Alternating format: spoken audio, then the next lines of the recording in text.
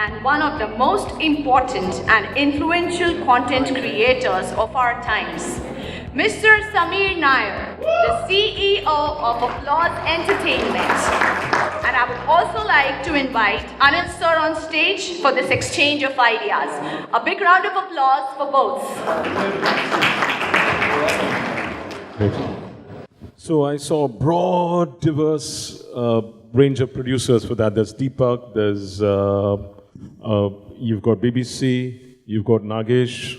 So how did you go about selecting these guys to produce for your studio model? No, I've been working with all of them for all these years. So I've known all of them. We've done a lot of work before. So when we set up Applause, the thought was that we wanted to invest in content. Like I didn't want to set up the company and be a production house because that's not what we are. What we are is a studio which is investing in the production of the content, and we are working with the best talent, as in best production houses, best writers, international formats, books, all sorts of things. And we are investing money in the content, and then once it's ready, then we sort of show it to platforms, and hopefully they like it. So the thing was that you knew these guys and you knew they could deliver. Was that, what if there's somebody who's absolutely spankingly new, but who's got great ideas? No, actually it's a mix. For example, Raspberry is made for us by a producer called Tanveer Bukwala of Ding. I've known him from Balaji, but he's a relatively new company. And just today, we got the news that Raspberry has been selected to be entered in the Series Mania Festival in France. Wow, as the only show from India, right? So it's a big deal, and it's a really nice team that came together. Shantanu Srivastava, the person who wrote Badai Ho, sure. He's written it. And it's a really sweet, tight team. So it's not necessarily big names or anything like that. It's really, I think, about the storytelling. And there's a lot of creative talent out there. And I think this premium drama series opens a whole new world, because there is daily soap television for the fiction space on TV. And then there are the movies, and they are two totally different animals. This is opening up a whole new world for writers, for directors, for creators, for actors. It's not star dependent. We work on great stories and ensemble casts, multi-layered, multi-season. And how far are you down the road that you want to take? So you've got about, 6 series on board? We have actually now, we've produced 10. Okay. We've also done something in Tamil. We've also done a show in Bhojpuri. We've of course done Hindi. We've got another 10 in production. We have another 15, 20 in development. So it's actually quite a lot. So how far are you down the road, the journey in terms of being able to go out and pilot on a platform and tell them, listen, guys, I've got a great roster, pick it up? We have done that already, actually. Okay. So in recent times, we've we are talking and have concluded conversations with Hotstar.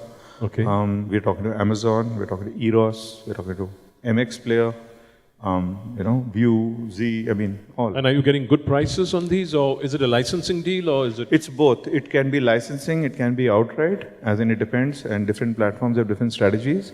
So not necessarily that every show works for everyone, and different people have different sort of, ways of doing it. But either way, listen, I'm here in the business to help the platforms, to work with them. They got the harder job, right? Because they are the B2C business. They are the ones who got to go out there. They got to acquire customers. They got to retain customers. They got to spend, millions of dollars in doing all of that. And the biggest driving factor in customer retention is the quality of the content and the price you're giving it at, right? Yeah. So, but are you getting the prices you want, or is there a gap? My understanding is there's a gap. See, there's no such thing as prices you want. We are not in any sort of get-rich-quick scheme. This is a real get-rich-slow scheme. So, I'm in no hurry. We'd like to actually these shows to go out there and audiences like it, which should then allow us to do multiple seasons. All right. That would be the thing. The platform should be happy. The platform should get a lot of traction. So you're having low entry strategies. Yeah, we're working on very reasonable terms with everyone. It's not nothing at all. And there's no such thing as are you getting the price you want or anything. It's quite peaceful and reasonable. Fantastic. So that's going to be the first outlet of sale. What happens after that? Do you go out globally with this, or do you retain it for a while? It depends. On some shows, our platforms are international platforms, so they tend to be everywhere. In some cases, we have domestic platforms, so there's something left on the table for us to continue to sell.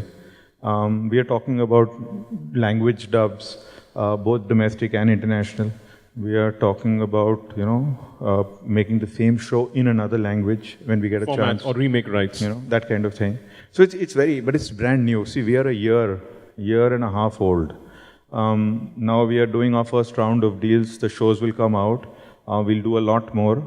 And I think this is a great time. So we are investing in content, and I think this is the time for all content creators to genuinely put their money where their mouth is. Because, you keep hearing this debate about IP and ownership and, is there anything left for us and all of that. So this is that moment in time where it is possible for creators to, sort of get out there. So I'll come to the IP ownership part later. Let's talk about creativity in India. Have we, we've had successes like, I quite like Mirzapur, and there's another show I really like on a Bengali OTT service called Senapat. Other times there's a show called Senapatis. So I'm seeing a bit of unfurling of creativity. We've seen Andhadhun, we've seen Badai Ho, we've seen Stree. So a lot of creativity is being unleashed. Do you think it has, or there still needs to be a lot more unleashing of creativity? No, I don't know. I don't agree with this, that we are somehow unleashing creativity now. The same examples you give. Actually, cinema, if you take cinema as an example, Indian cinema every year, right, and you can pick any year at random, has always produced a big mainstream blockbuster that has gone on to become a hit. It's also produced a big mainstream blockbuster that has bombed. In the same year, there have been sleeper hits and there have been art house movies, right, in the same year. So you pick any year. Yeah, but now what appeared to be art house movies are becoming big hits. No, I'm saying even, like if you take the year when, say for example, I don't know whether I'm getting the year right, but the year Naseeb released, it was the big AB movie of the time. That was also the year Jaane Bhi Do Yaron came, right? It was not art house, it went on to become a very successful commercial movie. So this has been happening always. So what happens this year, happens last year, happens every year. So I don't think we have a problem with creativity per se. India is a very creative country. We are creative with accounting, we are creative with politics, we are a creative country. But that being said, I think what is happening now is that the market has grown, so we are spending more money on it. And the more money that is spent on content, I find that a lot of money gets invested in everything but content. Yeah? And if the focus is on content, because that is the soul of the business. Finally, consumers don't know what's behind the screen, right? They only know what's on the screen. And in this new digital world, they just push play, right? And if it captivates them and it holds them, then they continue watching, or they go away. So while all the tech is important and everything else is important, finally the consumer interface is the content. That moment. So, but haven't you got stories being told that could not be told before? Of course. So in that sense, it's unleashing the writing. It's a good thing. See, actually, when you think about it, before satellite TV came, Doordarshan used to do this. Doordarshan has done Tamas. Doordarshan has done, what was that?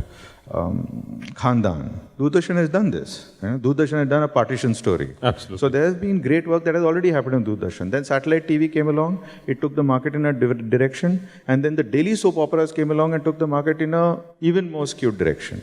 But that doesn't mean India has not done that. So this is a good opportunity, and it's allowing now a whole bunch of people to get into it, So a lot of writers, they don't want to do TV.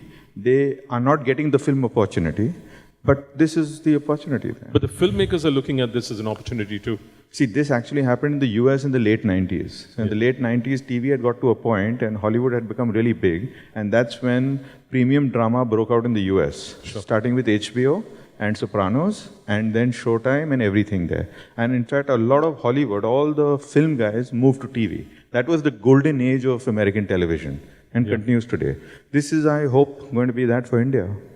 We haven't developed, or have we developed a Chuck Lorre in India? Or when will you do that? We will do that. It will happen. Now it's just started. Like now we are trying to work on an animated series. We are doing a lot of development on all sorts of new genres, all sorts of crazy shows. Raspberry is that kind of show. We are doing a show called Salt City, which if you ask me what's the show about, it's about just relationships. There's nothing else to it. So there are so many things that are happening. No, but I want you to commit that you'll get a Chuck Lorre kind of a guy who can do the shows that he does in America and India? But it depends. See, Chuck Lorre does a lot of shows, so it's not just one type. Sure. So in that sense, many of these shows have been made, and they have been made in India. Some have worked very well, some have not. I don't think Asit Modi is any way lesser than being Chuck Lorre, right? He is our version of it. So, I mean, we shouldn't Thank be... you for that plug. I was waiting for you to say We that. shouldn't be sort of, bedazzled by that. But on the other hand, of course, there's so much to learn. There's so much, so much of creativity. And so many stuff they've done, which we can adapt, which we can sort of learn from. I don't like to rip off anything, so I prefer to adapt. But yeah. So within your company, is there a format kind of a lab being developed going forward? Because I see opportunity, we've been talking since morning, and there's opportunity in paper formats too. So while you're creating content, and you're going to start licensing it in stage 2, I presume, that'll be by next year, after the first wave is sold out? Actually, we hope the first of our shows streams at the end of March. Okay. So, let's see. So your agreements, when will it allow you to sell those globally? Oh, it depends. Some will be after a year, but yeah, After a year. So that's what it's next year. Yeah. So by then but in the meanwhile, are you looking at setting up a format lab? Like Z has set up a format lab, which is working on creating formats. Star is working on formats in-house. No, I don't think we are doing that. Currently, our focus is we are focusing on drama and fiction. That's a big deal, not so much on the non-fiction part of the business. Even fiction formats. And within that, if we find something that we really like, we proceed to make it. We're not really making a paper pilot or a pilot. We're making it. Okay, but are you also getting your Bibles in place? Yeah, of course. So that you get further. Yeah, that we are doing. Great.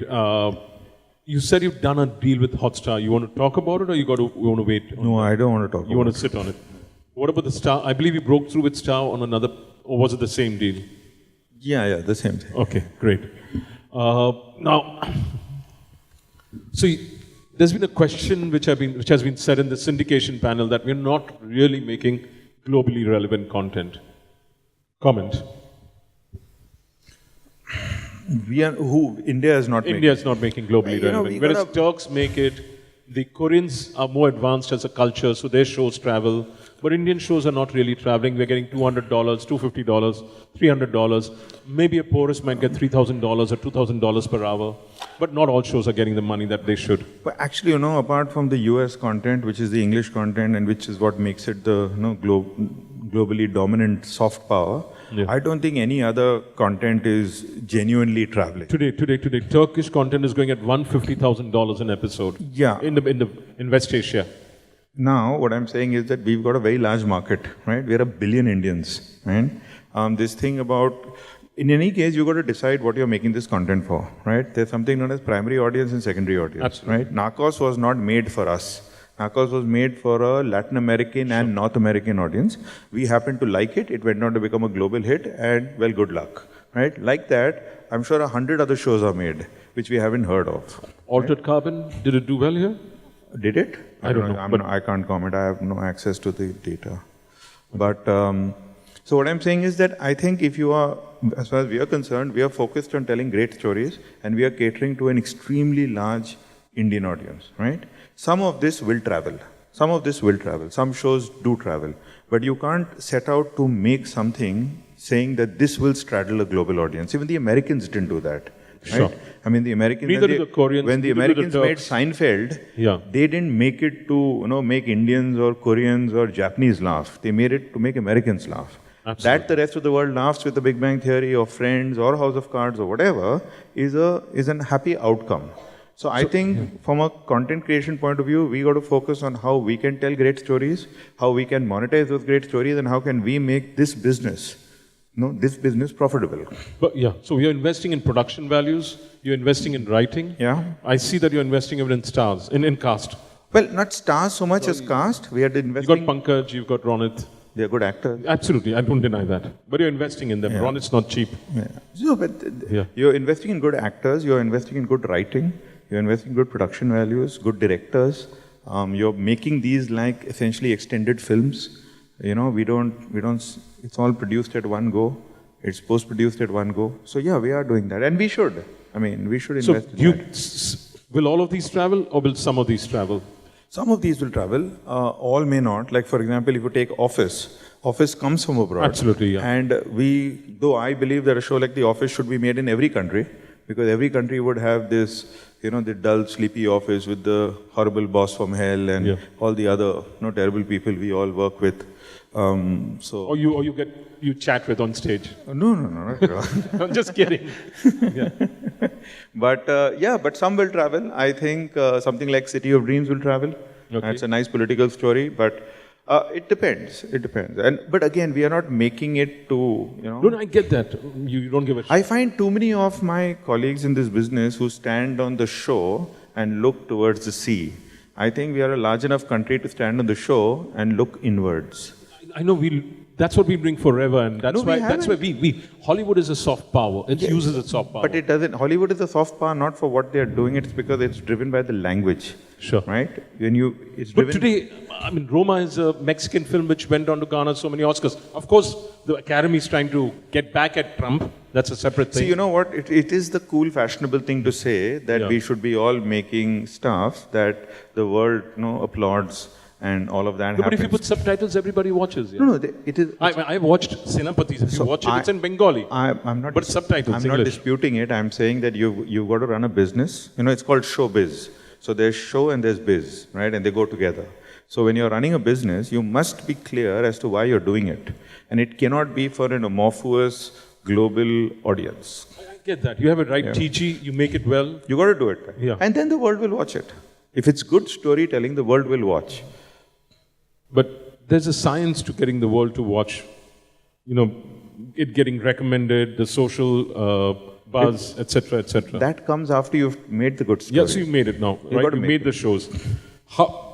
I'd like to understand, do you have a strategy to build this globally? Because I have a vision that our shows are as big as the Narcoses are globally. No, not really. Which one is as big as the Narcos? Tell me. That's a vision I have. That's a dream I have. So it's still got to be made, right? Yep. Okay. So would you be investing as much as to kind of push these globally? It's a process, again, you don't plan for all these things, you got to make it, you got to put it out there, it gets some traction, it builds an audience, the word of mouth spreads, when things are going well, you keep adding to it. It's a process. It's Great. not when you set out to make a movie, I don't think Ramesh Sippy set out to make Sholay. He set out to make a movie that proceeded to become Sholay. That's how it goes. Everything happens like that. Yep. I believe you're more involved than Ramesh Sippy in terms of understanding the ecosystem. No, not like that. I'm saying that even when you take a movie like Dangal, Dangal went on to become a big success in China, right? Yeah. In hindsight, we can all be geniuses and have 100 million reasons why that happened, right? But in the process of making it, it was not being made for that audience. Sure, it was being made for an Indian audience, is what I'm saying. Fantastic. So around IP sharing, let's get into that pretty controversial, which has been, you've always told me, even when you were at Star, that put your skin in the game, then I'll give you a piece of the action.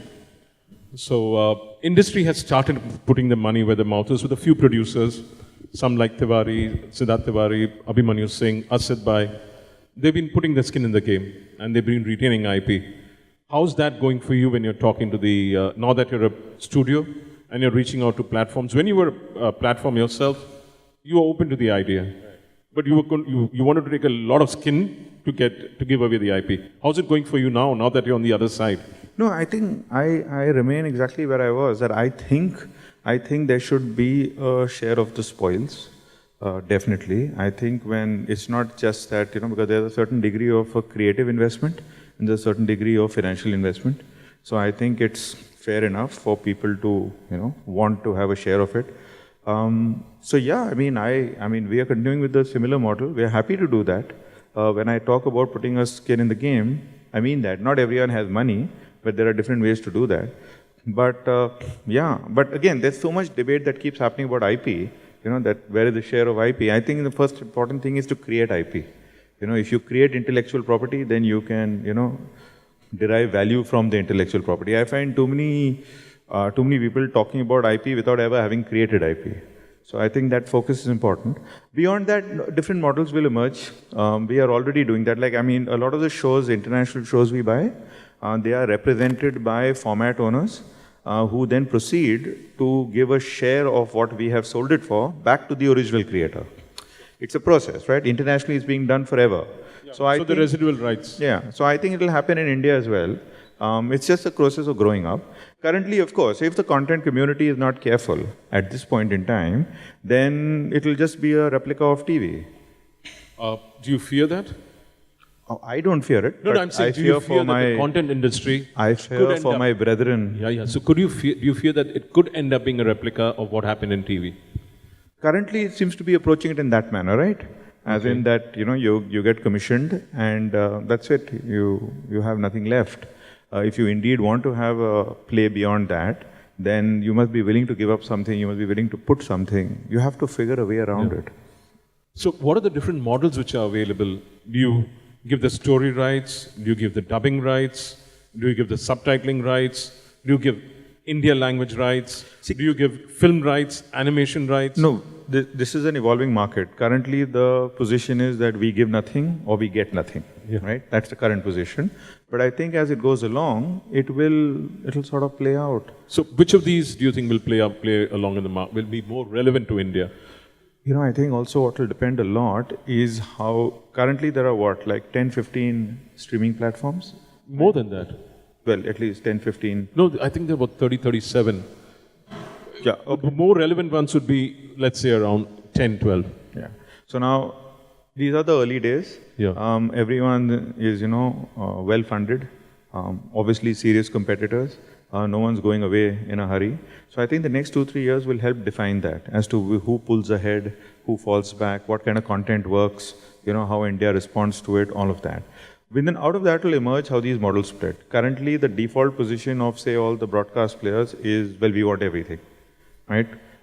Because even if it never goes on TV, we want TV in any case, right? And then exports, they're doing about 700 crores a year in terms of content, minus films, according to Vivek Lath, it comes down to about 400 crores a year, exporting content. Right. All the majors who are going out.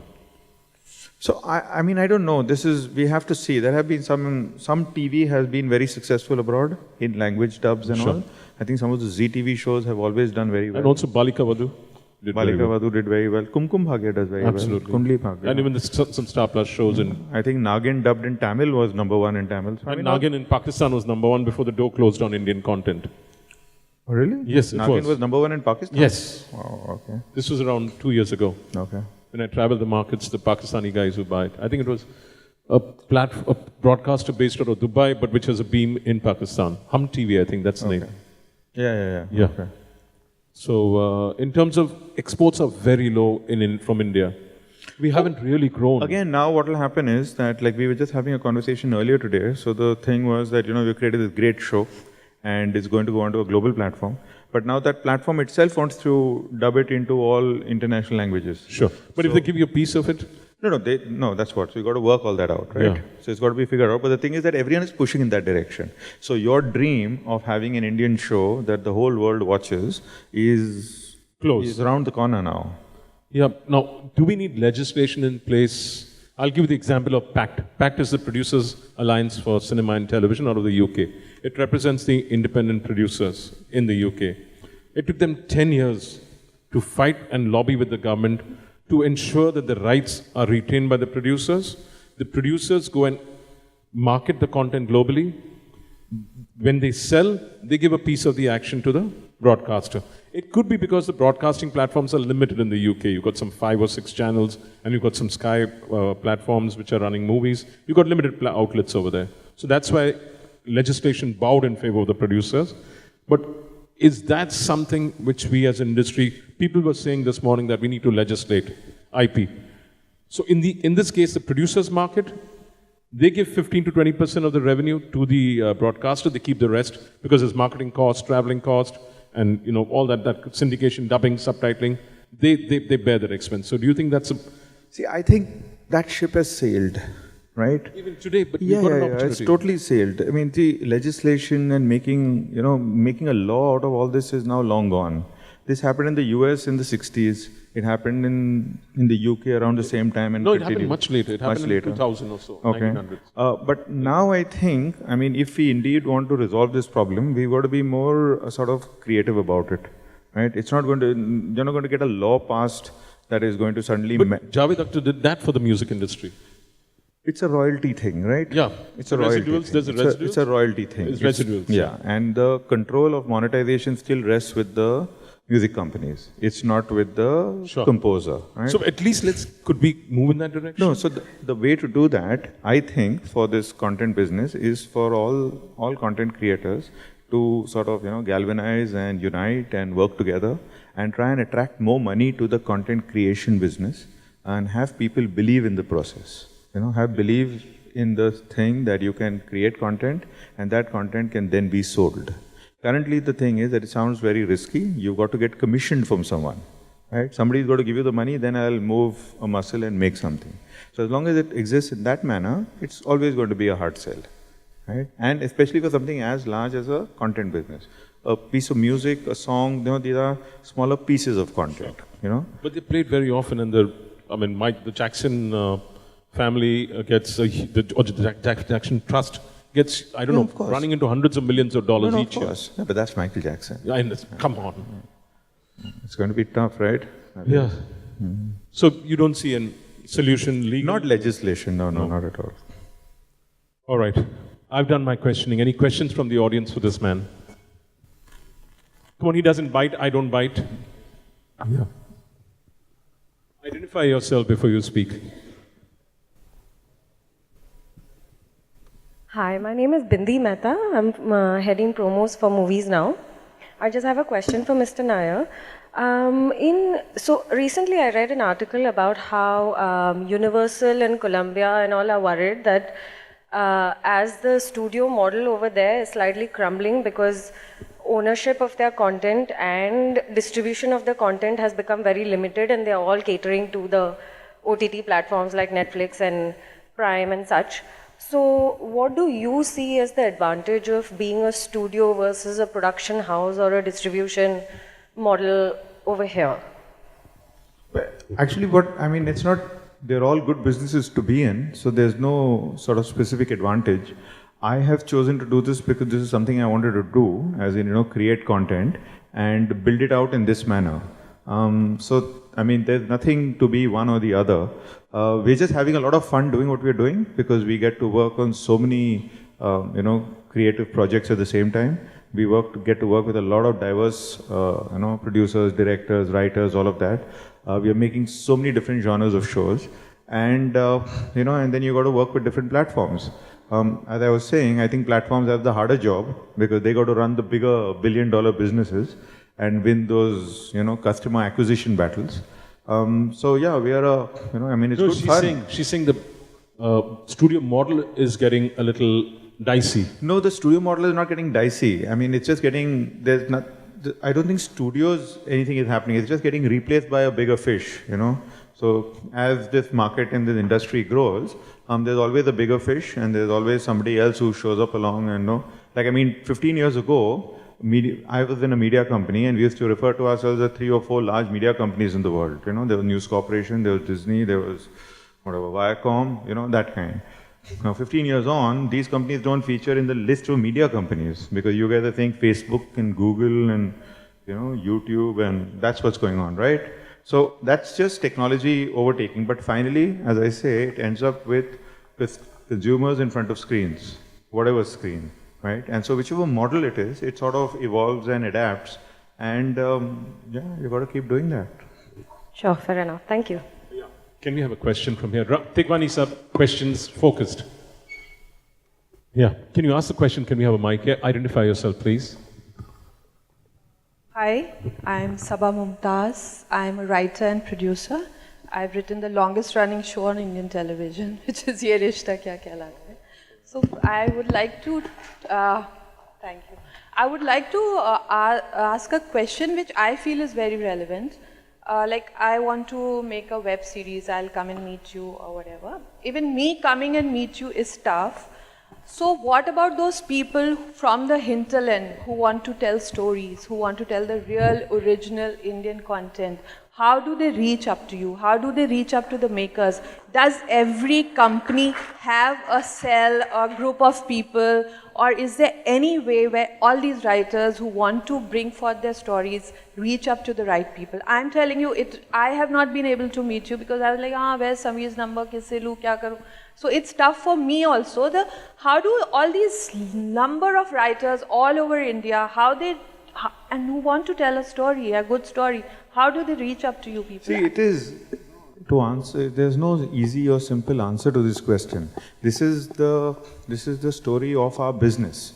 You know, our business, whether it's a writer or whether it's an actor, whether it's a singer, wherever you are. It's a studio like you. You got to find buyers. No, but I personally feel that if you are a studio and there are a lot of other platforms, they should have or find a way where people, writers from all over India can come and have easy access to sell their stories. I think we are not doing that right now. I think everyone does it in their own way. I mean, every channel, Does Applause have a... We have the same thing, and many people reach out, and I must tell you also that for all the millions of writers out there who want to tell a story, a lot of that is also complete nonsense and really bad, definitely. right? So what happens is that it's a process. Yeah. What happens is that many times things come through, right? There cannot be a system where anybody out there who has something to say is immediately given an audience and given an opportunity. It doesn't work like that. Life doesn't work like that. What happens instead is that, or like, when every time we do all these talent hunts, right? So there was a talent hunt that you're going to go around India looking for actors, right? It sounds like a good idea, and it was in fact conducted also in that manner. But the reality is that if you want to be an actor and if you've got that burning fire in you, you're not sitting in some hinterland town. You've already reached Bombay. You're already on the footpath in Bombay, because that's how the story works, right? So in all of these things, if many people reach out to us, many people get to us. There is a system, you can write in, you can do all of that, but that's not going to solve the problem. The way it works is that many things come through, many things don't.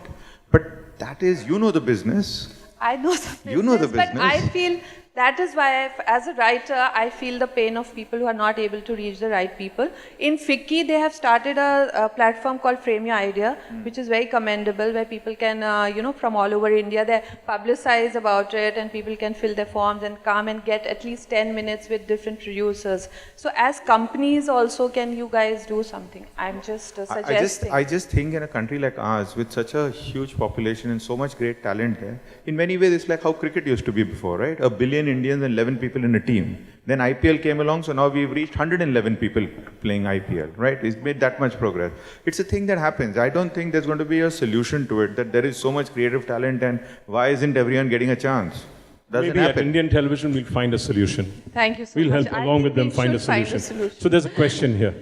So we've been working on ideas, on writers. We'll talk to you, Sabha. Thanks. No, we won't solve it. We'll try to solve it. Thank you. There is a kind of a solution. That's all I want to comment. Mine is not a question. In the US, where I am part of the time, they have... Identify yourself. My name is Eric Martin, and writer, and I've made films also, act films. There is this system where they have various fellowships, scholarships, like the Nichols. It's like, you submit your thing, the peer group evaluates it, and then you might win a prize. And the shortlisted of them are really good quality, and they come from everywhere in the country. So that is one way, the Sundance system that they have, where you get that exposure if you're good.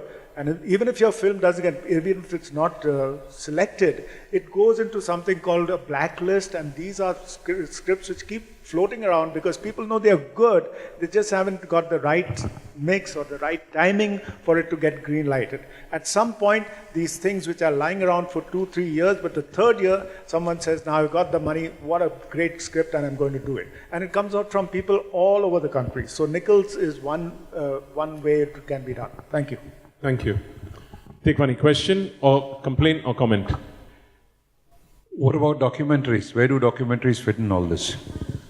Well, I'll give you I don't ask him, but I don't think documentaries are part of his plan. There's another company which I'll talk to you about, which is having documentaries as part of its plan. Sure. Any other questions? At the back there. Hi, Sameer sir, I'm Vineet Mishra. I'm a writer at a production house called Medium Rare. So Called? my from Medium Rare, it's a production house. I'm a writer there.